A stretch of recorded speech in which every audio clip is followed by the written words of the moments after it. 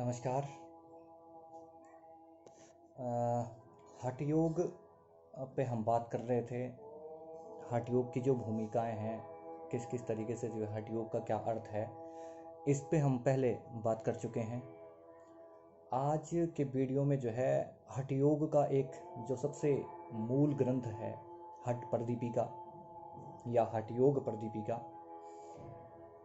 इस ग्रंथ पे हम थोड़ी सी बात करेंगे कि किसके द्वारा इस ग्रंथ की रचना हुई, कब इसकी रचना की गई और क्यों रचना की गई, कितने इसके अंग हैं। इन सब चीज़ों पे हम जो है एक मोटा मोटा आज बात रखेंगे। तो हठ प्रदीपिका नाम का जो ग्रंथ है, इसकी रचना स्वामी स्वात्माराम जी ने की है। स्वामी स्वात्माराम जी जो है गोरक्षनाथ के शिष्य थे और नाथ संप्रदाय के अनुयायी थे। अलग अलग नाथ संप्रदाय के अनुयायियों ने जो है योग के संबंध में अपनी विचारों को प्रकट किया है। तो इन सब से सीख लेने के बाद जो है स्वामी स्वात्माराम स्वयं अपने इस ग्रंथ में जो है इस बात का उल्लेख करते हैं कि वो ग्रंथ को शुरू करते हुए जो है सबसे पहले यही लिखते हैं कि मैं हठ योग के प्रवर्तक भगवान आदिनाथ को जो है सबसे पहले प्रणाम करता हूँ। तो इससे ये सिद्ध होता है कि ये जो है नाथ संप्रदाय के अनुयायी थे और ये माना जाता है कि लगभग 15वीं शताब्दी में इस ग्रंथ की रचना हुई। हठ योग प्रदीपिका के जो है 4 प्रमुख अंग बताए गए हैं, 4 प्रमुख अंगों का उल्लेख इसमें हुआ है। बाद में जो है उसमें एक अंग और 5वां अंग जो कि योग चिकित्सा के रूप में जिसका उल्लेखित हुआ, वो 5वां अंग जो है कुछ किताबों में आपको मिलेगा, लेकिन मुख्य रूप से जो है उसमें 4 अंग हठ योग प्रदीपिका में बताए गए हैं, जिनमें पहला अंग बताएं इसको, या चाहे आप उपदेश करके भी इनको समझ सकते हैं कि हठ योग प्रदीपिका में 4 मुख्य उपदेश। तो पहले उपदेश में जो है स्वामी स्वात्माराम आसन पे चर्चा करते हैं कि आसन क्या चीज़ है। दूसरे उपदेश में ये जो है प्राणायाम पे चर्चा करते हैं। तीसरे उपदेश में ये जो है मुद्रा और बंद पे चर्चा करते हैं। और चौथे और अंतिम जो इनका उपदेश है, इस उपदेश पे ये नादानुसंधान, जिसको जो है अन्य हठ योग के ग्रंथों में समाधि के रूप में दर्शाया गया है, तो नादानुसंधान के रूप में जो है ये इसको बताते हैं। और 5वां अंग जो कि बाद में इसमें जोड़ा गया, तो उसमें जो है योग द्वारा जो स्वास्थ्य वृद्धि, शारीरिक और मानसिक उपनयन के लिए जो उपयोग बताए गए हैं, जो तरीके बताए गए हैं, उनका वर्णन 5वें अंग में है, लेकिन मुख्य जो है 4 अंग बताए गए हैं। तो जो प्रथम उपदेश है, उस प्रथम उपदेश में इन्होंने आसन पे वर्णन किया है और 15 आसन जो है इस ग्रंथ में मिलते हैं। इसलिए आप स्पेशली ध्यान रखेंगे कि हठ प्रदीपिका में 15 आसनों का वर्णन हुआ है। जबकि पतंजल योग सूत्र जब हम पढ़ रहे थे, तो पतंजल योग सूत्र में जो है किसी आसन विशेष का वर्णन नहीं हुआ है, उन्होंने आसन को वहाँ पे डिफाइन किया है। लेकिन इस हठ प्रदीपिका में जो है 15 आसन का वर्णन इन्होंने किया है, जिनका उन्होंने नाम लेके भी इन आसनों को जो है उसमें वर्णित किया है। इनको हम बाद में चर्चा करेंगे। पहले इस प्रथम अंग में जो उन्होंने विशेष 2 बातें, यानी कि आसन शुरू करने से भी पहले जिन चीज़ों का जो है ध्यान रखना चाहिए, उन 2 चीज़ों को सबसे प्रमुखता से दर्शाया है। इसमें जो कि सबसे पहले है हठ योग में बाधक तत्व। बहुत ज़्यादा जो है एग्ज़ाम में पूछा जाता है, चाहे वो एनुअल एग्ज़ाम हो, चाहे वो नेट का एग्ज़ाम हो, या कोई भी कॉम्पिटेटिव एग्ज़ाम हो, उसमें जो है बाधक तत्व और साधक तत्व हठ योग के जो हैं उनमें से एक क्वेश्चन ज़्यादातर अभी तक देखा गया है कि आता है।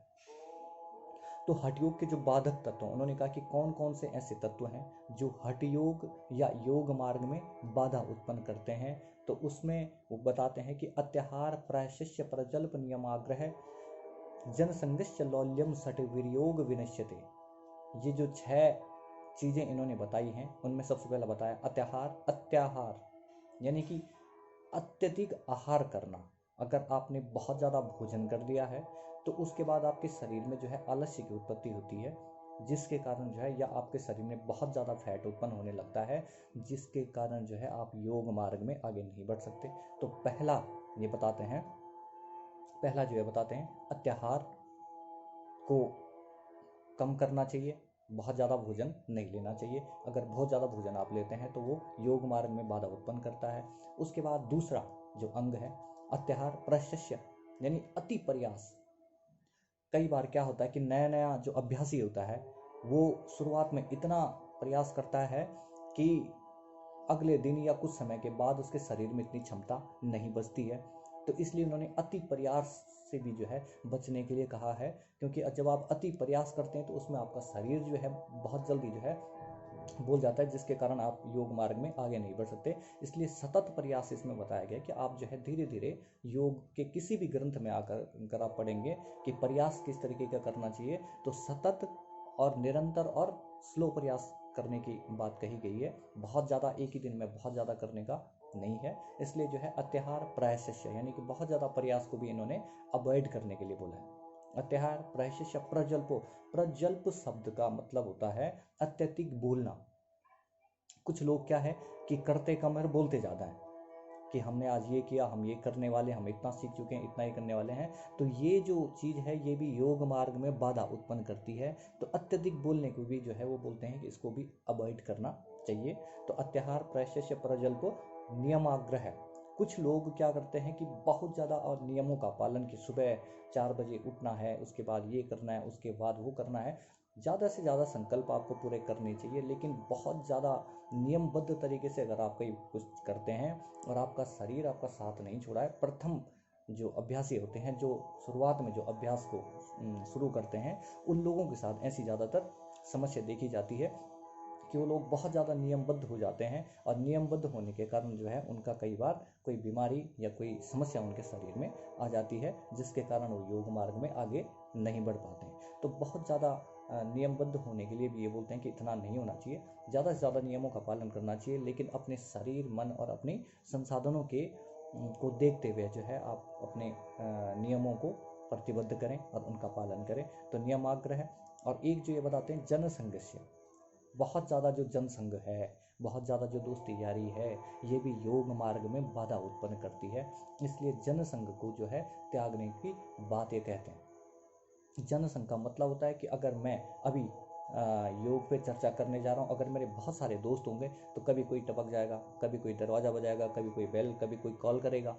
तो इसमें क्या है, मेरे जो मार्ग है इस मार्ग में बाधा उत्पन्न होगी। तो जनसंघ का जो है इन्होंने त्याग करने के लिए कहा, और ये बताया है कि बहुत ज़्यादा दोस्ती यारी से जो है योग मार्ग में बाधा उत्पन्न होती है। तो जनसंघ का त्याग बताया गया है। जनसंघ जो है ये बाधक तत्वों में बताया गया है।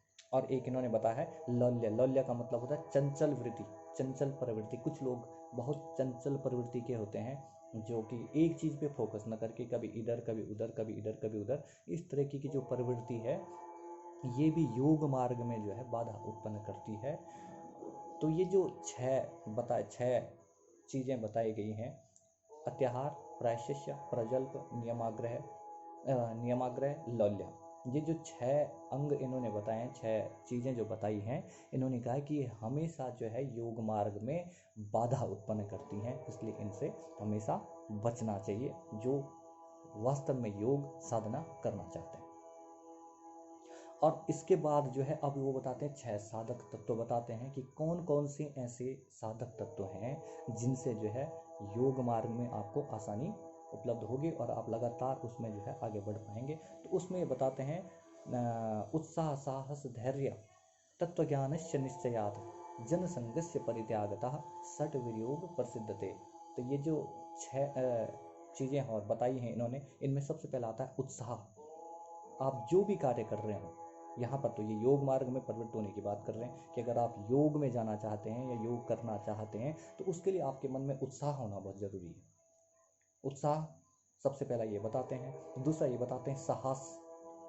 आप में इतना साहस होना चाहिए कि आप इसके अंतिम परिणामों तक जो है पहुँचने के लिए आप साहस जुटा सकें कि मैं कर सकता हूँ।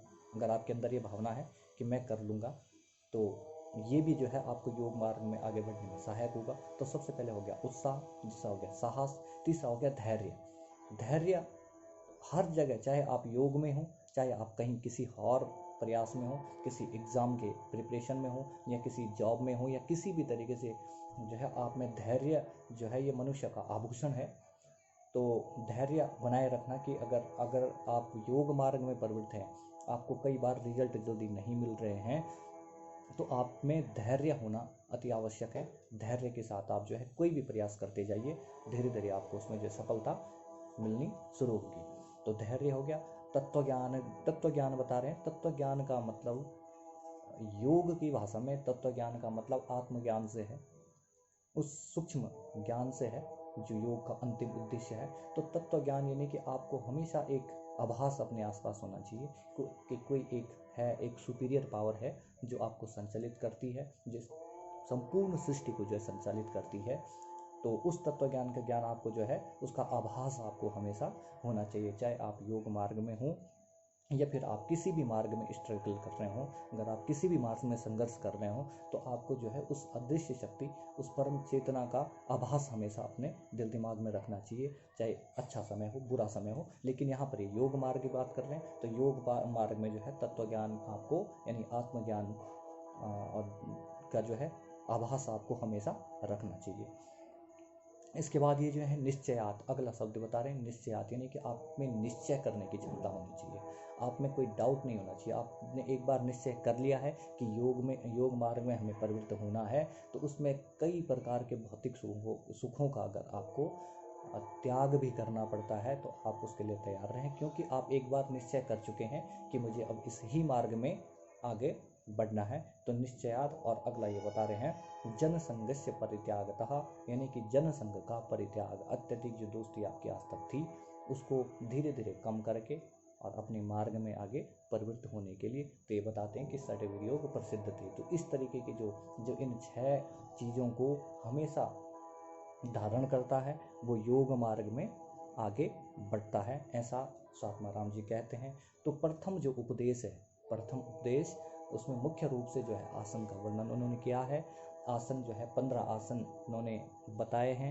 ये एग्ज़ाम में पूछा जाता है कि हठ पर दीपिका में कितने आसनों का वर्णन हुआ है, तो 15 आसनों का वर्णन इनमें हुआ है। मुख्य रूप से उन्होंने विचार आसन, उनमें विचार मुख्य आसन उन्होंने बताए, जो सिद्धासन हो गया, पद्मासन हो गया, सिंहासन हो गया और भद्रासन हो गया। इन 4 आसनों पे उन्होंने विशेष रूप से फोकस किया है कि इनको करने से, अगर आप बाकी नहीं भी कर पाते तो इन 4 आसनों को सिद्ध करने के लिए जो है आपको प्रयास करना चाहिए, ऐसा इनका मानना है। और इसी उपदेश में उन्होंने साधक और बाधक तत्व बताए हैं। इन साधक और बाधक तत्वों को विशेष तरीके से ध्यान रखें योग मार्ग में। और ये तो योग मार्ग में ही नहीं बल्कि अन्य किसी भी मार्ग में अगर आप संघर्षरत हैं तो ये 6 साधक और 6 बाधक तत्व जो है हमेशा आपको ध्यान रखने चाहिए। आम जीवन में भी ये जो है काम आने वाले हैं। और दूसरा जो है इन्होंने प्राणायाम बताया है, दूसरा प्राणायाम उपदेश बताया गया है। तो प्राणायाम जो है 8 प्रकार के प्राणायाम इन्होंने बताए हैं। इन प्राणायामों पे हम किसी अगले दिन चर्चा करेंगे। मुद्राएं इन्होंने बताई हैं, 10 मुद्राओं का वर्णन इन्होंने जो है हठ पर दीपिका में किया है। ये पूछा जाता है कितने प्राणायाम हठ पर दीपिका में है, कितने प्राणायाम पतंजलि योग सूत्र में है, कितने घेरंड संहिता में है, कितने आसन किस में, कितने आसन किस में है, मुद्रा कितनी किस में है। तो ध्यान रखना हठ पर दीपिका में जो है 10 मुद्राओं का वर्णन इन्होंने किया है। एक एक करके मुद्राओं पे भी चर्चा करेंगे। और नादानुसंधान जो है अंतिम इनका अंग है। नाद का मतलब ध्वनि से है, अनुसंधान का मतलब रिसर्च से है। तो जो आपके अनाहत चक्र में होने वाली जो ध्वनि है, उस ध्वनि पे जब आप रिसर्च कर लेते हैं, अपने अंदर होने वाले पे जो अनुसंधान आप करते हैं, उसके बाद जो आपको जो रिजल्ट आपको जो मिलते हैं, उस विषय की चर्चा इसमें हुई है। अन्य दृष्टिकोण से इसी को समाधि या मोक्ष मार्ग बताया गया है। तो इस पे भी हम बाद में चर्चा करेंगे। आज हमने साधक और बाधक तत्व जो कि हठयोग पर दीपिका में जिनको बताया गया है उनका वर्णन हमने किया है। और इसके बाद हम अगले जो वीडियो होगा उसमें इनके आसन जो इन्होंने बताए हैं उन आसन पे बात करेंगे। धन्यवाद।